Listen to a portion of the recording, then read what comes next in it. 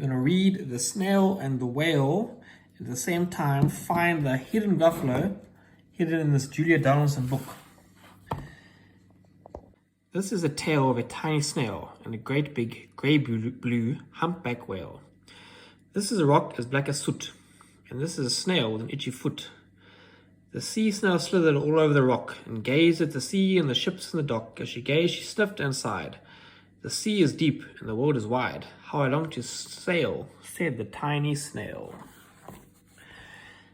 These are the other snails in the flock, who all stuck tight to the smooth black rock, and said to the snail with the itchy foot, "Be quiet, don't wriggle, sit still, stay put."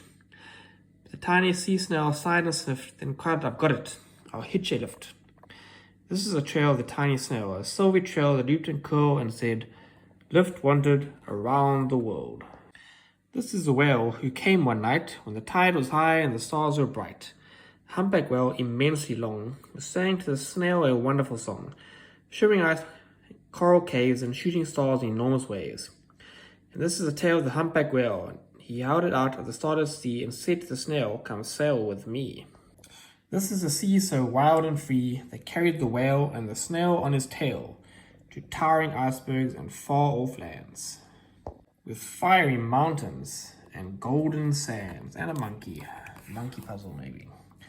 These are the waves that arched and crashed, that foamed and frolicked and sprayed and splashed the tiny snail on the tail of the whale. These are the caves beneath the waves, where stripy fish with feathery fins and sharks with hideous toothy grins swam round the whale and the snail on his tail. She gazed at the sky, the sea, the land, the waves and the caves and the golden sand. She gazed and gazed, amazed by it all, and said to the whale, "I feel so small." "Ah, Gruffalo, not yet, you're not ready." But then came the day the whale had lost his way. These are the speedboats running a race, zigging and zooming all over the place, upsetting the whale with their ear-splitting roar, making him swim too close to the shore. This is the tide slipping away, and this is a whale lying beached in a bay. "Quick, off the sand, back to sea," cried the snail.